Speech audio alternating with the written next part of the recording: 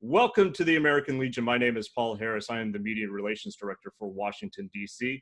With me today, I'm very proud to have him on our interview segment, David McLenachen. He is with the VA. He's here to talk about C&P. Sure. Thanks for having me, Paul. Let me just say that first. I've worked with American Legion closely before on other projects and great partner for VA, so thanks for having me on. Yeah, this is a really important issue. When a veteran applies for a compensation benefit or pension, in many cases, an exam has to be done to determine the level of disability. So in the compensation program, a veteran might have a service-connected disability that can be evaluated at 10 different levels, generally. So these examinations are very important. Without an examination, generally, we cannot complete a claim. So that's why this is so critical. And my role in this is, I was formerly the director of the Appeals Management Office in the Veterans Benefits Administration, and the Undersecretary assigned me to this project. It is important. We have a lot of veterans that are waiting for their compensation claims to be done. They've been interrupted by the pandemic. We need to get these exams moving as safely and quickly as possible. So that's why I'm here. So are they resuming kind of nationwide, or is it actually kind of a partial rollout right now? It's a partial rollout. So let me give you a little bit of background. Back in April, we suspended all in-person exams. Of course, our highest priority is to veterans that have to get these exams, but also the providers that conduct the exams. It became a safety issue, of course, during the pandemic in early April. We suspended them, and they were just held in abeyance until May 28th. We made the decision to start doing them at select locations. What we did is the Veterans Health Administration started doing in-person outpatient primary care appointments. And we decided, well, if they've made that risk assessment and determined that they can do those kind of appointments with veterans, then we will use that information to start doing in-person exams in the area. Now, keep in mind, these exams are not done at the VA Medical Center. They're done by our contract examiners. What happens if a veteran's not in one of those rollout areas, one of those areas that's resuming? What does that mean for their claim, and how do they kind of maybe get the ball rolling? Yeah, great question. So a couple things that we did in VBA when the pandemic hit. One of the things we did is we liberalized some of our policies about timeliness in responding to requests for information from VA, other filing deadlines. Those were all relaxed until the national emergency was over.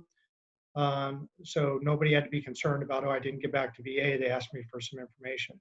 Same thing with exams. If we cannot do an exam because it requires an in-person exam, then we will hold that claim in abeyance. We will not decide it. The veteran will not be penalized.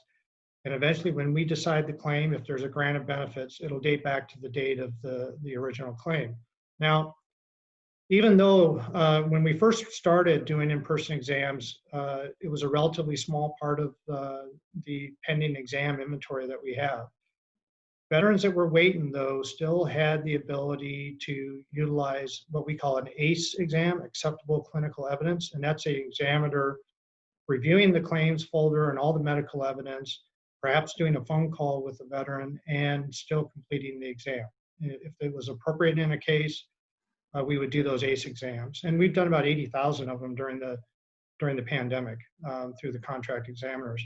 I'm really happy, though, Paul, to report that currently, as of today, we've gone from about 13% of the pending inventory being opened up for exams to about 81%. So most of the country is covered by in-person exams now, and it's just a matter of getting those exams scheduled and the vendors getting those appointments done. Where do you hope to be maybe 3 months down the road, 6 months down the road, this time next year? What's kind of the goal that you're setting for yourselves to make sure veterans are getting the care that they deserve? Well, obviously we have some excess exams that built up during the pandemic. And so in general, just to give you a rough idea, ordinarily we have a workload of about 110,000 exams that are pending. That's just a constant workload that's carried by the vendors, and they turn them around in 20 to 30 days. Right now, we have a little over 300,000. So we have about 200,000 exams that we need to get through as we're getting back to normal. A lot of people are probably worried if we see that second wave that people are talking about that we may be in store for. Hopefully not. How does that affect this process, and do you all have a contingency plan in place if that second wave hits? Yeah, so in the same manner that we've started in these areas across the country, we're really working closely with VHA, to monitor what's happening in their facilities, what they're doing with respect to their face-to-face appointments with their patients and veterans. So we're really mindful of that. We're monitoring that. Again, we have to maintain that balance of at what point does it become unsafe where we need to suspend again, and we will do that if necessary. We just don't think it's necessary at this point based on any of the information that we currently have and based on the safety precautions that we're taking.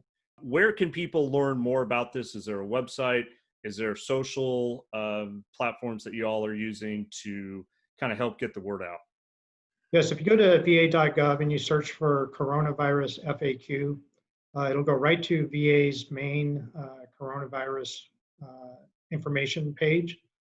And you can find links there to exams. We actually have an interactive map at that location where you can see the areas of the country where we have resumed in-person exams. You can drill down to the individual zip code.